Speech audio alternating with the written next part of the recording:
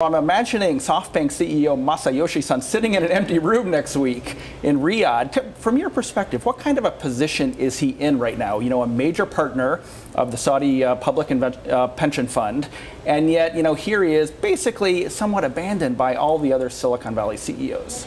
I mean, I think folks in positions of great authority and power like that have the ability to look at things from a pretty broad perspective. And in this case, looking at the Saudis' investment habits over the past decade has been pretty impressive, right? They've been involved in deals from small, $100 million deals with Tesla to multi-billion-dollar deals with Uber.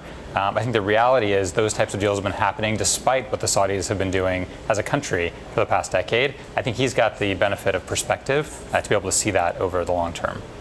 Selina, is there anything Masayoshi Son can do right now? I mean, the Saudi Arabia is responsible for about half of the Vision Fund, right? And right. Is potentially re-upping for a second one. What is he contractually able to do, even if he wanted to? I mean, it's extremely precarious position right now. I mean, not only just $45 billion for this current fund, but they've committed $45 billion to the upcoming fund.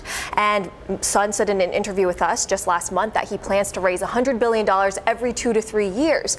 And of course, he can diversify and find other places to raise capital, but it's a very unique place, this Saudi Arabian fund, where he can get such a large pool of capital every few years potentially. So this could really throw his entire fund out of whack. One of the main theses of the Vision Fund is that they have essentially unlimited capital to pour into these companies. So it's going to be a really difficult calculus for him in terms of what he does in terms of signaling for attending this conference and relationships with the Saudi Arabian government in the future. You know, Lane, the disappearance of Jamal Khashoggi, it feels visceral to me. It feels like people are reacting to it in a way that they didn't perhaps other perceived outrages alleged by the Saudi government. And yet you seem to be saying that perhaps this blows over, that in the long term it might not impact as much the Saudi role in the tech ecosystem?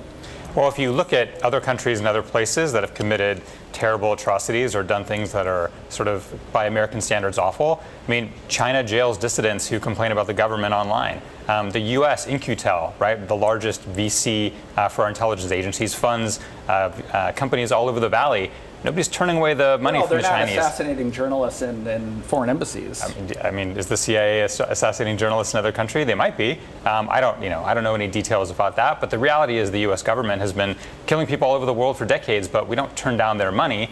And the Chinese haven't necessarily been the best actors when it comes to certainly even the media or folks that are bloggers in their country. Yet their money is coming in droves to Silicon Valley. So I do think that we'll probably get to a point soon where maybe looking down on Saudi money becomes less of a bad thing. Well, Selina, how do you feel about that? I mean, if you're an employee at Uber right now, you have an IPO, perhaps next year. It seems like early next year, and yet, Uber has taken billions of dollars of Saudi money. If are employees uncomfortable, do you think? Well, I think public outrage is at an all-time high, and we're in a different era where tech employees in the community really care about who's backing their companies. Where is this money coming from? And we saw, earlier this year, Google had to not renew a contract with the Defense Department. They've come under huge backlash from the government and their own employees over this project in China to create a censored algorithm. So I think while it is correct what Lane says, that this isn't the first time that a regime that's done some terrible acts has funded tech companies, I really think we're in a different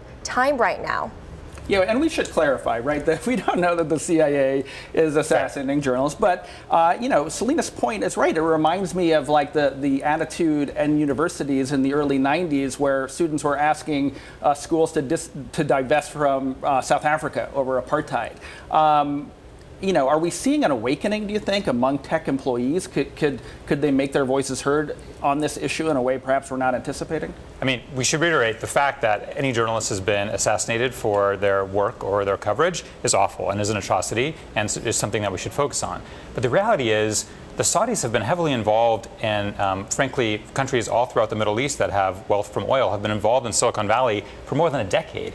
If you go to a venture capital training program at Stanford right now, a third of the class is Saudi, right? And so the Saudi royal family has been investing in various venture capital funds for a decade. So it's not like any money that we sort of decide to not take from the sovereign wealth fund isn't any different than sort of the fruit of the poisonous tree from taking money from another VC fund that may just have money from one of the members of the Saudi royal family. So I don't know that you can really separate that web any more than just turning down money from one source. Any idea if the Saudi royal family will be forced to, make a change in leadership in response to some of these concerns? I mean, that's I think the big question everybody's wondering right now. I don't have any insight into that any more than maybe you do, but I do think it's probably a pretty big question that a lot of folks are asking. Yeah. So slightly different topic. An Uber IPO is rumored for early next year. There has been some, news that Morgan Stanley and Goldman Sachs competing to lead that IPO. Your former colleagues at Uber, how excited are they? How dependent are they on this happening soon rather than later?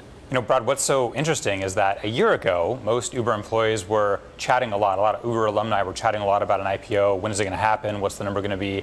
But then there were 2 tender offers. And so I think the intensity and need for an IPO to happen diminished a little bit. So I think employees are watching, and certainly former employees are paying attention to it. But like most tech companies, there's a 6-month lockout for employees. And if you sort of look at Facebook as a good barometer, they had a tough time of it early on. A year after it IPO'd, it was probably half the value that it IPO'd at. So I don't know that there's a ton of excitement, but I think, of course, everybody wants to get to the next stage.